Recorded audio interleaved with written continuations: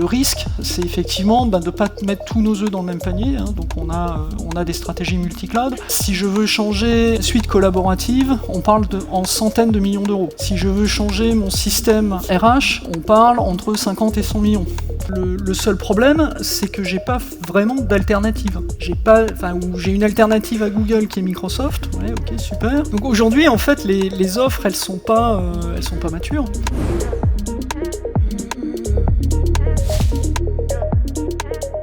Bonjour à tous, et comme c'est un vrai plaisir d'être là à nouveau et d'avoir l'honneur de faire cette keynote le jeudi matin, ça va finir par devenir une habitude. J'étais particulièrement intéressé par ce sujet parce que c'est effectivement un sujet qui est au cœur des réflexions stratégiques aujourd'hui de côté Airbus. Je voulais vous présenter un peu le point de vue. Je prétends pas que ce soit la vérité ou quoi que ce soit, mais disons que c'est un peu l'état de nos réflexions à aujourd'hui. Donc de manière générale, déjà, il faut se mettre d'accord sur ce que c'est que la souveraineté numérique. De quoi parle-t-on ? Après avoir fait un certain nombre d'échanges avec des collègues dans le monde du digital, on est à peu près tous d'accord pour dire qu'il y a 4 dimensions en fait dans la souveraineté numérique. La première dimension, c'est la souveraineté des données. Donc celle-là, c'est pas forcément la plus compliquée, dans la mesure où effectivement on peut stocker les données au sein de la communauté européenne, on peut les protéger avec des systèmes d'encryption, donc on a quand même un certain nombre de moyens pour assurer cette souveraineté des données. Après, il y a un deuxième axe qui est la souveraineté opérationnelle. Comment est-ce que je m'assure que tous les systèmes et tous les services digitaux que j'utilise dans mon entreprise sont garantis d'un point de vue opérationnel, que personne, en dehors de dirigeants dans l'entreprise, ne peut prendre la décision de stopper un service ou effectivement d'arrêter de le délivrer. La troisième dimension, c'est la technologie. Et c'est probablement celle où on est aujourd'hui le plus loin d'un point de vue... alors sur l'opérationnel, on y reviendra tout à l'heure, on commence à voir émerger un certain nombre de solutions qui vont effectivement dans le sens de la souveraineté opérationnelle. La souveraineté technologique, c'est probablement la plus difficile, parce que si on prend toute la stack digitale depuis... alors, je ne vais pas aller jusqu'aux terres rares, mais on va commencer avec les chips. Le hardware, le software, les OS, le cloud, les outils de cybersécurité, les softwares. On sait qu'aujourd'hui, 80%, si je me souviens bien du dernier rapport du SIGREF, des entreprises européennes en matière de dépenses sur les services cloud et software, 80% sont vers les États-Unis. Et ça représente des montants significatifs, on parle de 265 milliards d'euros par an. Donc on est sur des volumes extrêmement importants, et effectivement, l'ambition d'être autonome et d'être souverain sur ces stacks-là, c'est probablement la partie la plus compliquée à mettre en œuvre.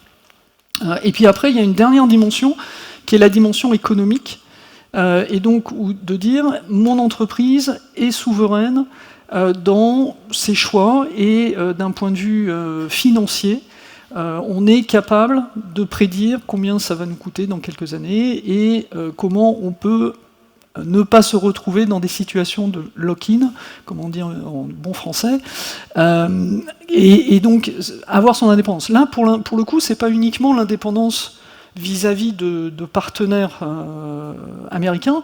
On a aussi le problème avec des partenaires français.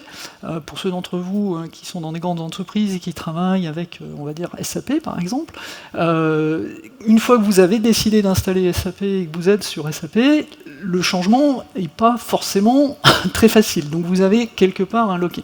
Même chose quand vous avez choisi entre Google et Microsoft sur les suites collaboratives, vous êtes un petit peu coincé, et le coût du changement, je suis bien placé pour vous en parler, le coût du changement pour passer de Microsoft à Google, c'est pas forcément c'est pas un long fleuve tranquille. Donc il y a de la difficulté, mais éviter ce verrouillage économique, c'est aussi un des enjeux. Donc on est sur ces 4 dimensions, avec encore une fois des possibilités plus ou moins faciles et des stratégies de mitigation qui sont plus ou moins faciles à mettre en œuvre. Alors pourquoi est-ce que, effectivement, si je me mets cette fois dans mon rôle d'Airbus, pourquoi est-ce que la souveraineté numérique est importante pour Airbus ? Il y a 3 raisons pour ça. La première, c'est qu'il faut absolument que nos systèmes d'information et nos données, en particulier, soient immunes aux lois extraterritoriales. Vous savez que les États-Unis, comme la Chine, en particulier, ont des lois extraterritoriales qui leur permettent de saisir des données, même si elles sont en fait sur le territoire européen. Et donc l'immunité à ces lois extraterritoriales, c'est une des premières raisons pour lesquelles nous, on a besoin effectivement de solutions souveraines, parce que les principaux concurrents d'Airbus, ils s'appellent Boeing aux États-Unis, ils s'appellent Comac en Chine, et bien évidemment toutes les données autour de la recherche, toutes les données autour de l'innovation technologique, les données autour de nos méthodes de certification d'appareils, nos contrats, combien nous payons nos moteurs, combien nous payons nos trains d'atterrissage, etc., combien nous vendons nos avions. Donc c'est des données qui sont économiquement extrêmement sensibles. Donc comment est-ce que je protège ces informations-là pour qu'effectivement elles ne soient pas saisies par des nations autres. La deuxième raison, c'est la continuité de nos services et la continuité d'activité. Aujourd'hui, il n'y a pas une activité chez Airbus qui ne repose pas sur des solutions digitales. Pas une. Vous pouvez y aller, vous pouvez venir visiter, vous n'en verrez pas une seule. Il est bien évident, donc du coup, si on perd l'accès à une de nos solutions majeures.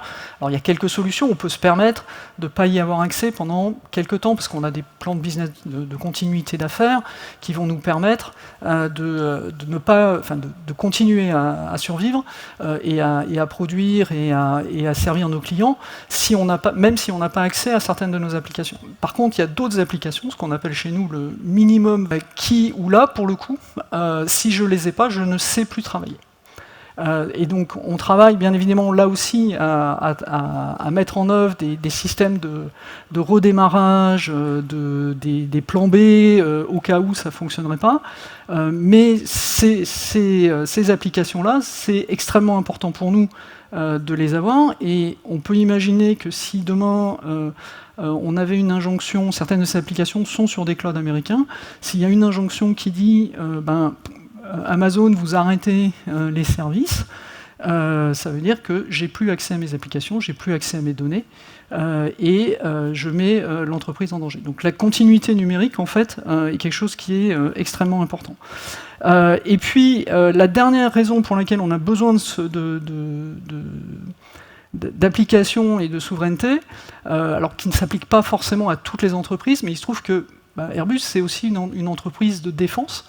On fait des hélicoptères, on fait des avions de combat, on fait des satellites, des drones, qui sont pour nos États clients, la France, l'Allemagne, l'Angleterre, l'Espagne.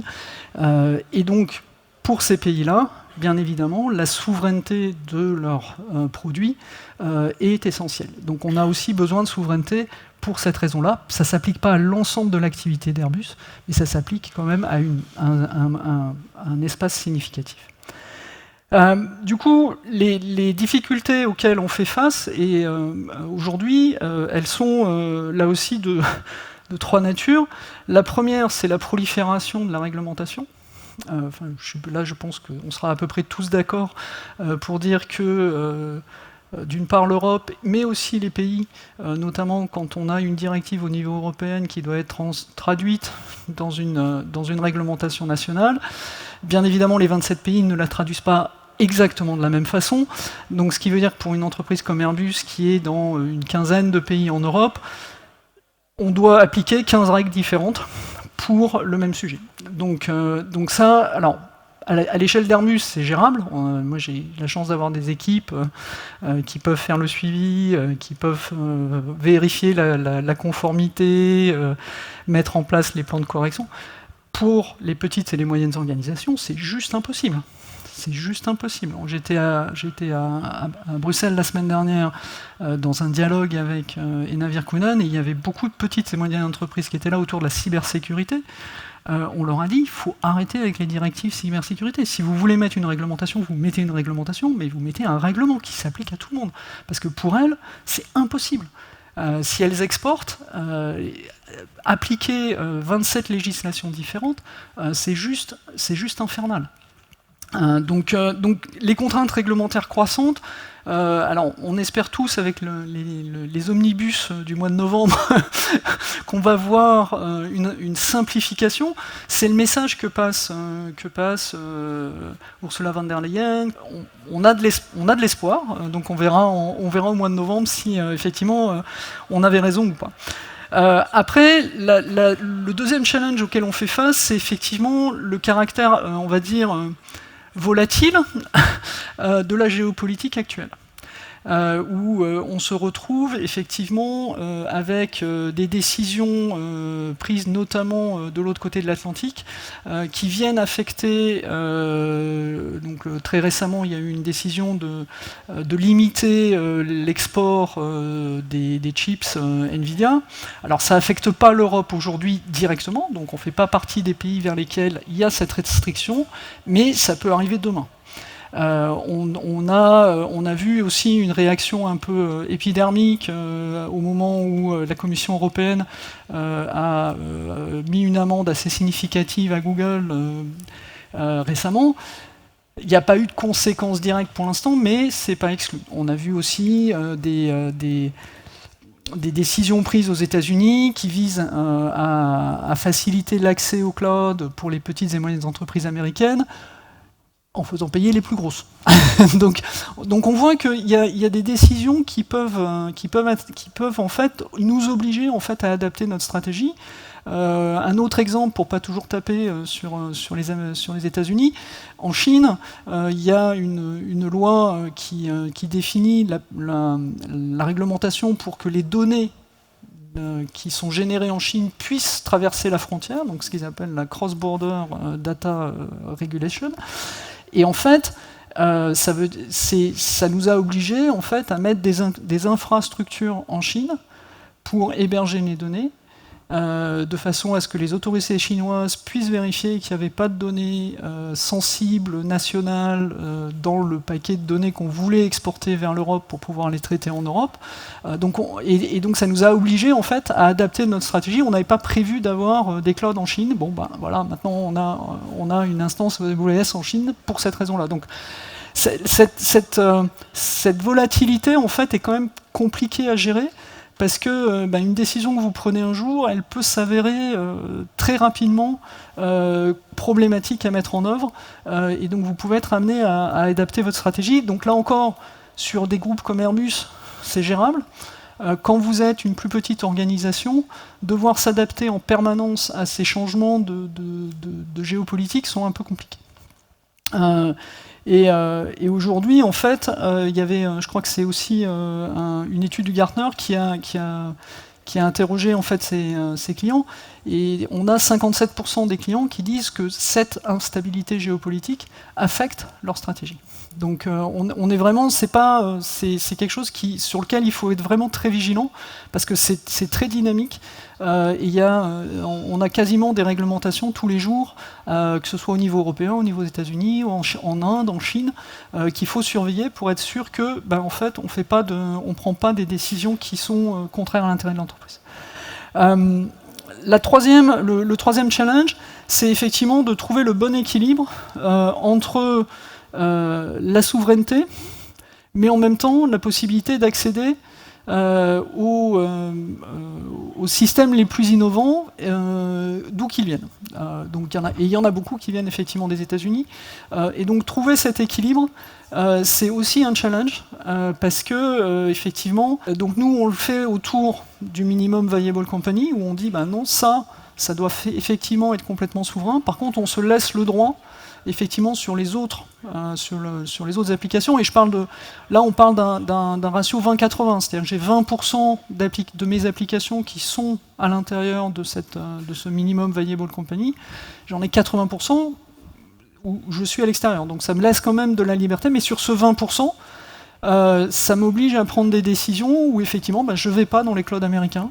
Donc on regarde là aujourd'hui avec intérêt les solutions de type Sens, de type Bleu, qui sont en train ou AWS est en train de monter également une région en Allemagne, pour voir si effectivement ça nous permettra, toujours pareil, d'avoir de cocher les 4 cases, immunité aux lois extraterritoriales et protection des données, continuité business, et c'est sur celle-là qu'il me reste encore des questions que j'ai pas encore complètement résolues, et puis effectivement technologique et économique. Donc voilà, on n'est pas encore, et on voit que ces solutions-là, aujourd'hui, ce qu'on entend, c'est que ce sera entre 20 et 30% plus cher qu'un AWS ou un Azure ou un Google classique.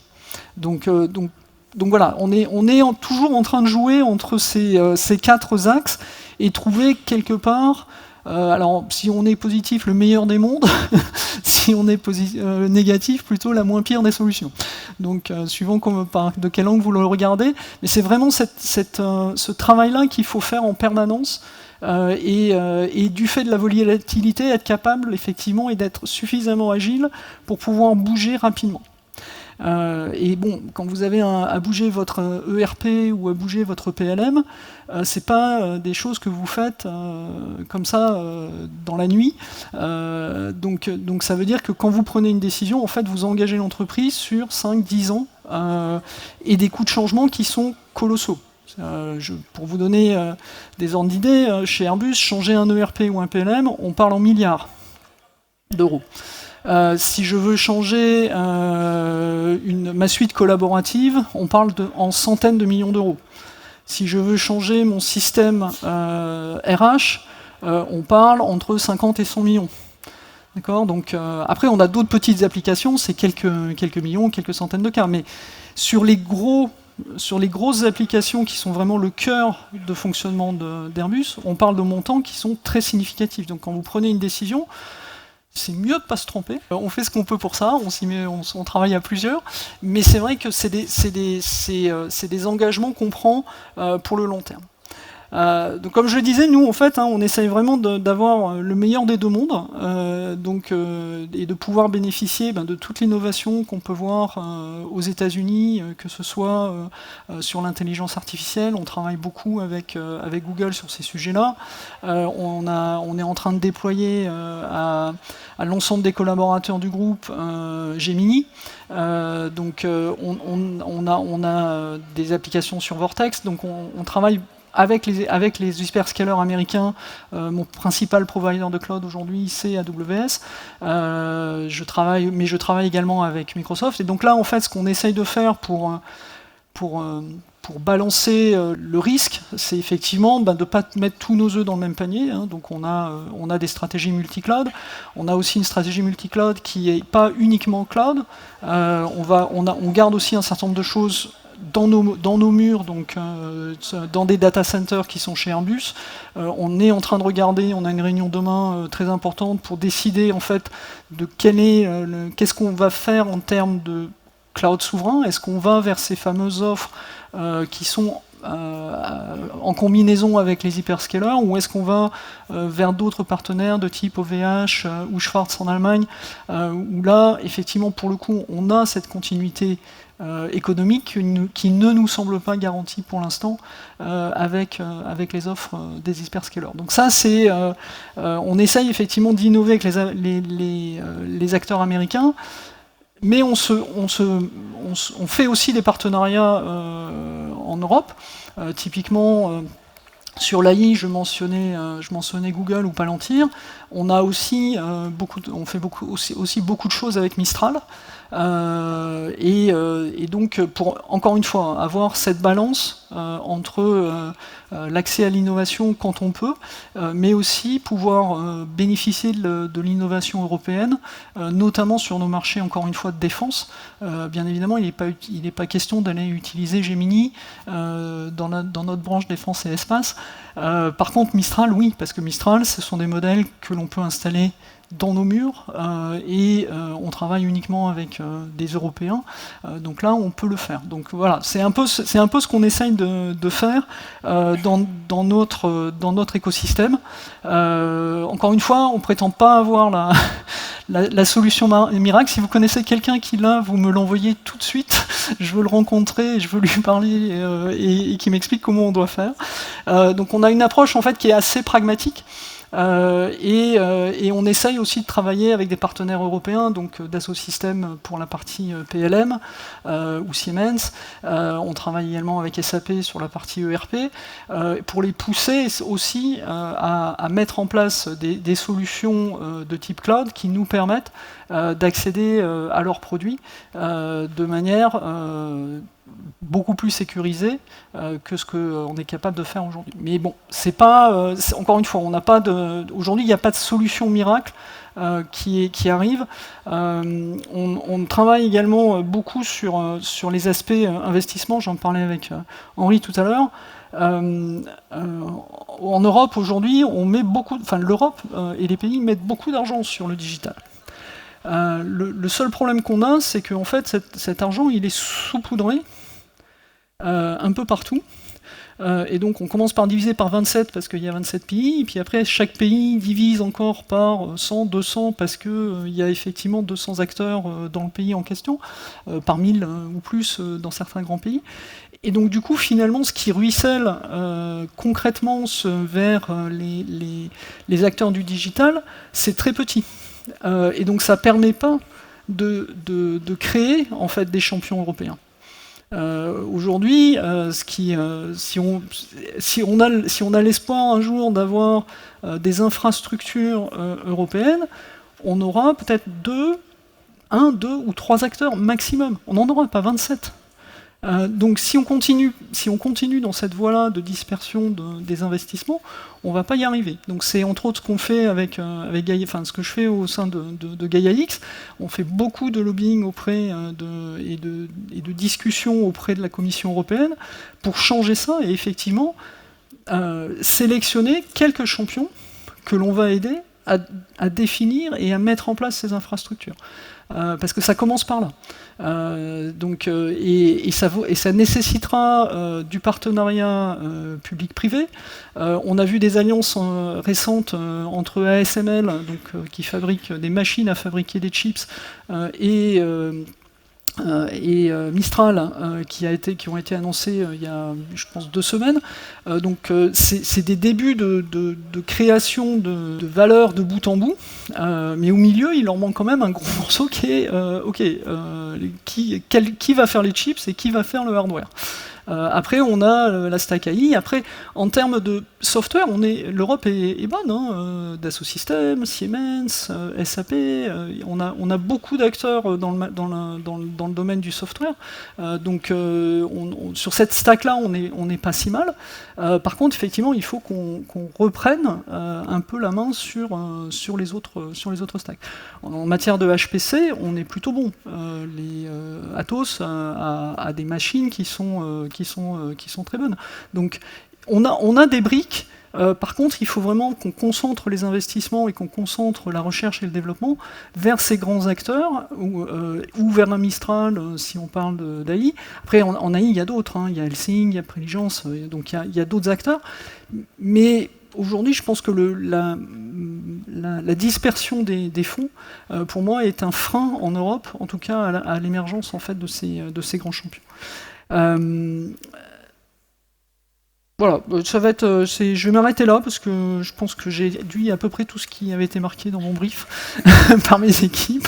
Et puis surtout, je vais vous laisser quand même un petit moment pour prendre des questions si vous en avez. Je vais profiter du micro pour poser 2 questions, comme ça va être plus facile. La première, on sait qu'Airbus est positionné dans un écosystème mondial avec un choix Google qui a un peu marqué les esprits, avec un choix de Palantir qui a aussi pas mal marqué les esprits à l'époque. Est-ce que l'évolution de la géopolitique fait que vous avez senti de plus grandes tensions avec ces acteurs-là, ou est-ce que vous les gérez comme vous les gériez historiquement?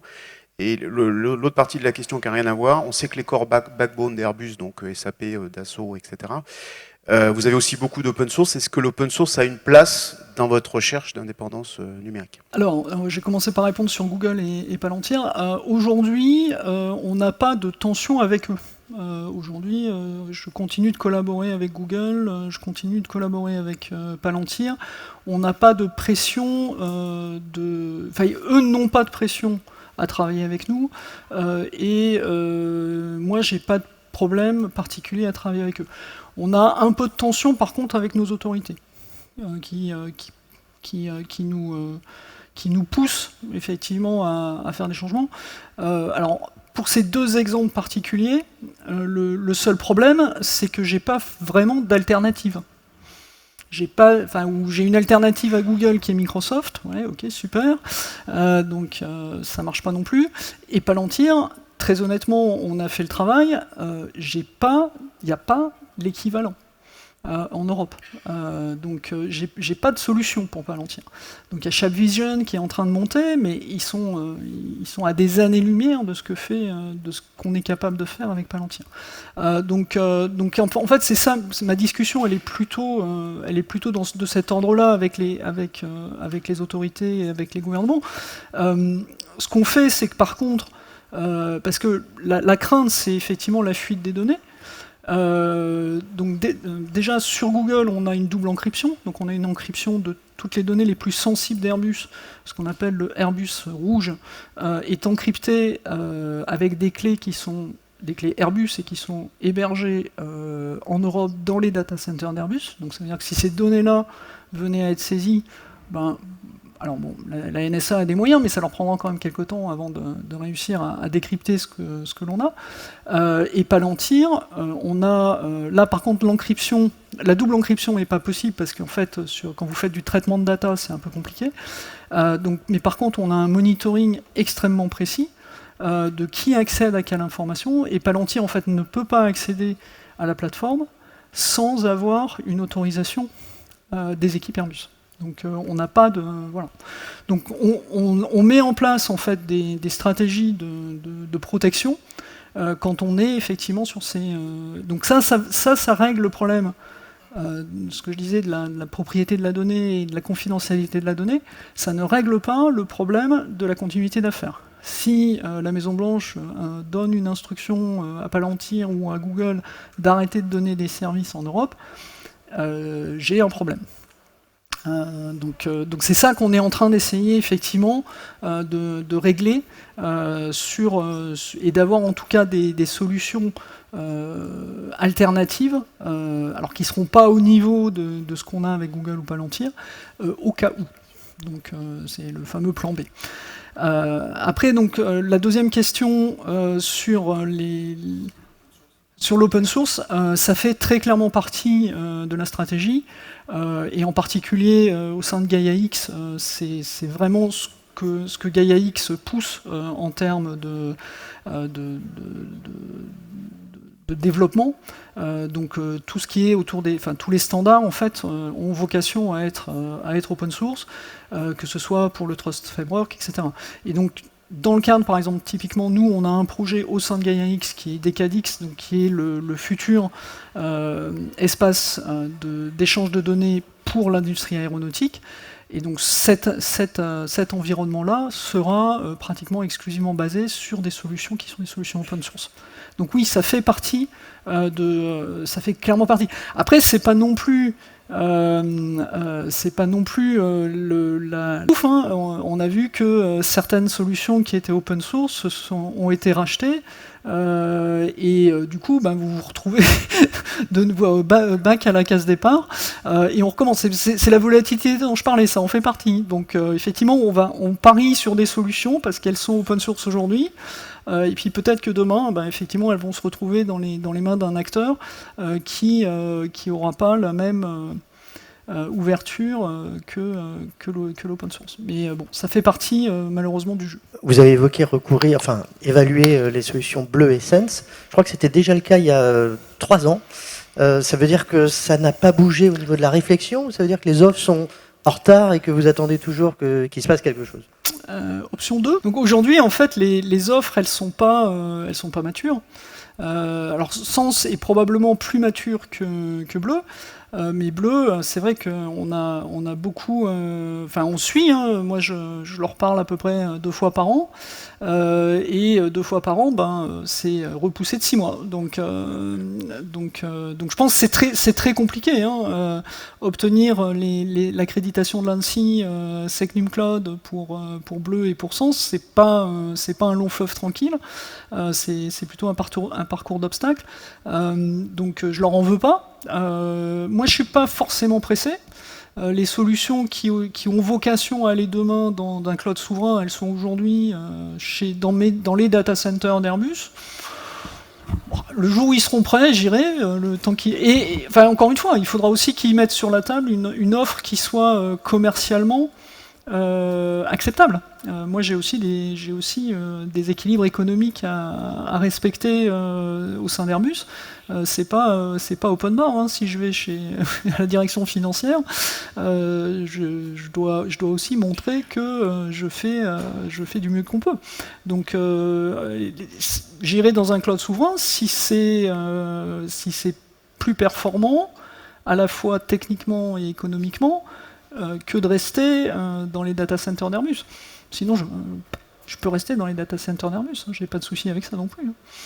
Donc, et d'ailleurs, il y a des choses qui resteront de toute façon dans les data centers d'Airbus. Parce que même Sense ou Bleu, en supposant qu'ils aient et en prenant l'hypothèse qu'ils obtiennent le SecNumCloud, ça ne me permet pas pour autant d'y gérer des informations de type diffusion restreinte, de type VSNFD, donc les premiers niveaux de classification des données dans le monde de la défense.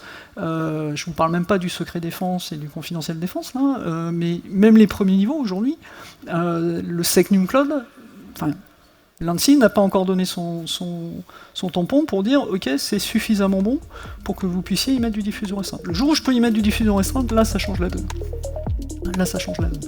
Parce que ça veut dire que 95% des données de l'ensemble du groupe peuvent aller dans ces solutions.